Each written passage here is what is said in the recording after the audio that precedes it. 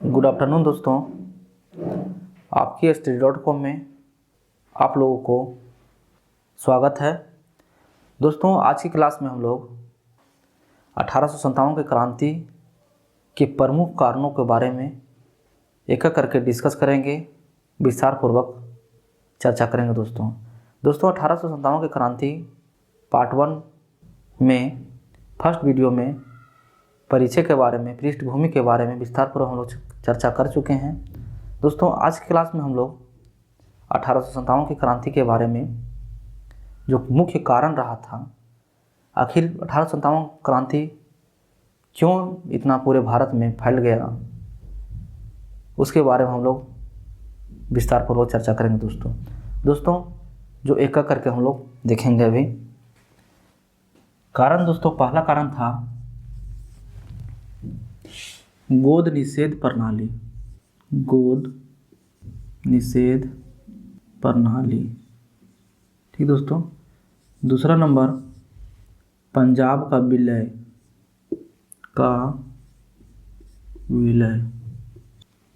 तीसरा नंबर अवध का विलय। चौथा नंबर नाना साहब की याफ्ता। दोस्तों, ये याफ्ता मतलब होता है पेंशन पर रोक। पाँचवा नंबर सहायक संधि। छठा नंबर कृषकों का शोषण। सातवां नंबर सैनिक सेवा में भर्ती। ठीक दोस्तों, आठवां नंबर तत्कालिक कारण।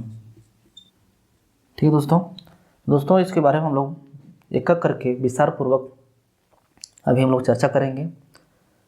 दोस्तों, पहला कारण था गोद निषेध प्रणाली, दूसरा पंजाब का विलय, तीसरा अवध का विलय, चौथा नाना साहब की पेंशनबंदी और सहायक संधि, कृषकों का शोषण, सैनिक सेवा में भर्ती, तत्कालिक कारण। दोस्तों, तत्कालिक कारण को पहले एक और कारण था धन का निष्कासन सिद्धांत।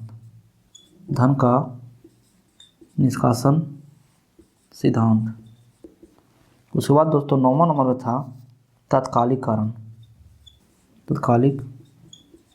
कारण। ठीक है दोस्तों, ये मुख्य कारण था, ये आपको ध्यान में रखना होगा। दोस्तों, आगे हम देखते हैं,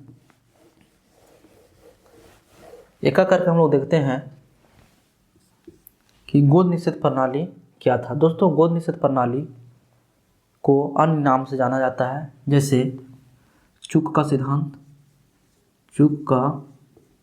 सिद्धांत, हड़प नीति, व्यक्तिगत सिद्धांत, डॉक्ट्रिन ऑफ लैप्स। चुक का सिद्धांत, हड़प नीति, व्यक्तिगत सिद्धांत, डॉक्ट्रिन ऑफ लैप्स और गोद निषेध प्रणाली को दोस्तों इन सभी नामों से जाना जाता है। दोस्तों, ये सभी नाम आपको थोड़ा ध्यान में रखना होगा, इसलिए कि ये नाम से भी क्वेश्चन में पूछा जा सकता है। दोस्तों, आपको हो सकता है गोद निषेध प्रणाली की जगह हड़प नीति का प्रयोग कर सकता है या व्यक्तिगत सिद्धांत को प्रयोग कर सकता है, डॉक्ट्रिन ऑफ लैप्स का प्रयोग कर सकता है या चुक का सिद्धांत का भी प्रयोग कर सकता है। दोस्तों, इसलिए इसे आपको ये अलग नामों को भी ध्यान में रखना होगा। दोस्तों, ये सब का जन्मदाता लॉर्ड डलहौजी था दोस्तों, जो 1848 में या 49 में ये एक गोद निषेध प्रणाली एक नियम लाता है। दोस्तों, आपको थोड़ा ध्यान देना होगा कि गोद निषेध प्रणाली क्या था।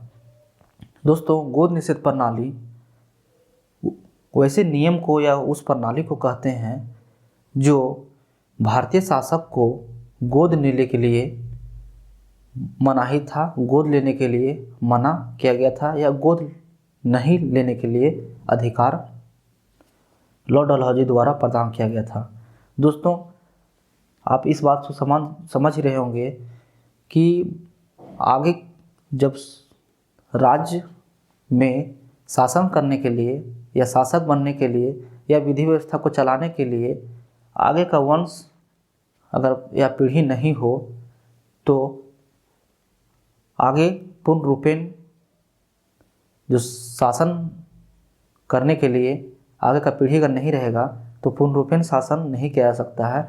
इसीलिए वो डलहौजी अब क्या करता था कि गोद निषेध प्रणाली के तहत आगे का वंश या पीढ़ी नहीं होता था तो अपने अंदर विलय कर लिया जाता था दोस्तों राज्य को। ठीक है, जो मुख्य रूप से 7 राज्य को लॉर्ड डलहौजी विलय किया था, अपने अंदर मिलाया था दोस्तों, उसके बारे में हम लोग एक एक करके भी हम देखने जा रहे हैं। दोस्तों पहला नंबर था जो लॉर्ड डलहौजी विलय किया था, अपने अंदर मिलाया था, पहला नंबर था सतारा। ठीक है दोस्तों, जो 1848 में अपने अंदर मिला लेता है। ठीक है, दूसरा नंबर देखते हैं दोस्तों जैतपुर या संभलपुर। ठीक दोस्तों, तीसरा नंबर देखते हैं बघाट। दोस्तों इसको 1849 में और इसे 1850 में अपने अंदर मिलाता है। चौथा नंबर देखते हैं दोस्तों उदयपुर। उदयपुर 1852 में। पाँचवा देखते हैं दोस्तों झांसी, जो 1853 में अपने अंदर मिलाता है। छठा नंबर देखते हैं दोस्तों नागपुर, जो 1854 ईस्वी में लॉर्ड डलहौजी अपने राज्य में विलय कर लेता है। सातवां नंबर करौली। ठीक है दोस्तों, जो 1855 में लॉर्ड डलहौजी मिला लेता है। ठीक है दोस्तों ये बात आपको ध्यान में रखना होगा। 1848 से लेकर के 55 तक सीक्वेंस वाइज आपको याद रखना होगा। बीच में दोस्तों 1850 के बाद 51 जो यहाँ है, यहाँ गैप है, ये आपको ध्यान में रखना होगा। ठीक है दोस्तों इसको सीक्वेंस वाइज याद करने के लिए एक हम आपको ट्रिक बताने जा रहे हैं।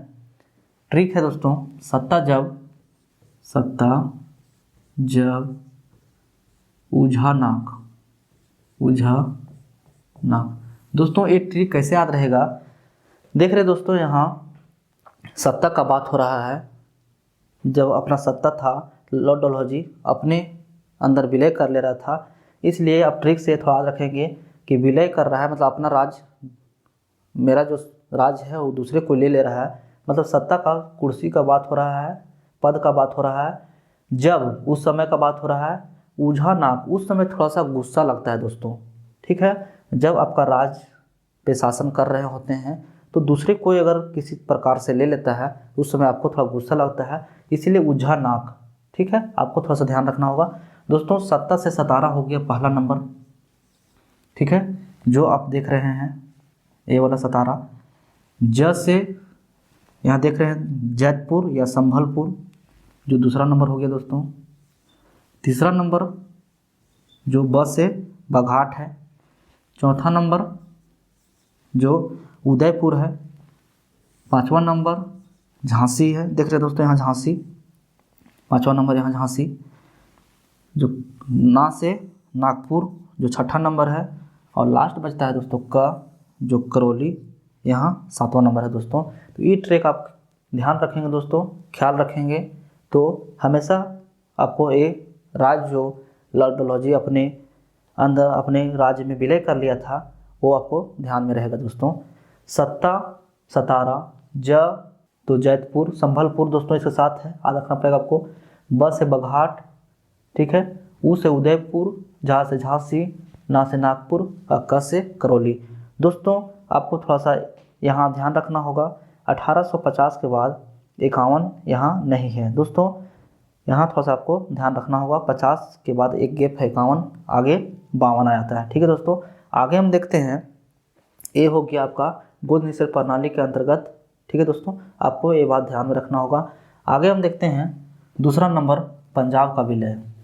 दोस्तों पंजाब का विलय 1848 ईस्वी में, 1849 ईस्वी में आंग्ल सिख युद्ध होता है दोस्तों। आंग्ल युद्ध होता है, आंग्ल मतलब अंग्रेज और सिख मतलब पंजाब के लोग साथ युद्ध होता है। पंजाब के राजा दोस्तों उस समय दिलीप सिंह रहते हैं। इनके साथ दोस्तों 1848 ईस्वी में आंग्ल सिख युद्ध होता है और 1849 ईस्वी में युद्ध करने के बाद लॉर्ड डलहौजी ही पराजित कर देते हैं दिलीप सिंह को और हरा देते हैं युद्ध में। और 1849 ईस्वी में पंजाब को भी लॉर्ड डलहौजी अपने अंदर विलय कर लेता है दोस्तों। ठीक है, आगे हम देखते हैं। ये आपका दूसरा मुख्य कारण हो गया दोस्तों, जो अपने आप को अहम भूमिका रहा था। ठीक है, आगे हम देखते हैं तीसरा नंबर, अवध का विलय। दोस्तों अवध का विलय, अवध में एक शासक थे जिसका नाम था वाजिद अली शाह।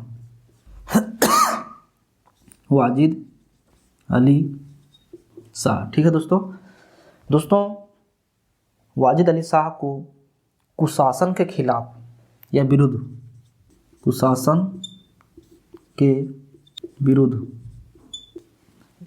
एक बहाना बना करके वाजिद अली शाह को कुशासन के विरुद्ध एक बहाना बना करके अवध को अपने अंदर विलय कर लेता है। दोस्तों कुशासन का मतलब होता है कि आप जो शासन कर रहे हैं या शासन चला रहे हैं ठीक ढंग से नहीं चला रहे हैं, इसलिए आपको शासन नहीं करने देंगे या नहीं करने दिया जाएगा। कुशासन के खिलाफ या कुशासन के विरुद्ध में वाजिद अली शाह को हटा दिया जाता है और अपने अंदर विलय लॉर्ड डलहौजी कर लेता है। ठीक है दोस्तों, तो वाजिद अली शाह आपको ध्यान में रखना होगा। कुशासन के खिलाफ एक नया यहाँ शब्द आ रहा है, कुशासन के विरुद्ध में या सुशासन के बहाना बना करके वाजिद अली शाह को हटा करके अपने अंदर विलय कर लेता है।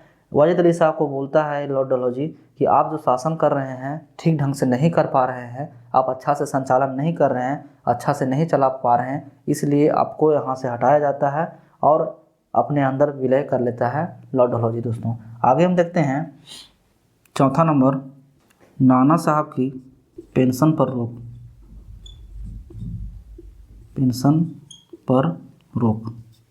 ठीक है दोस्तों नाना साहब अंतिम मराठा पेशवा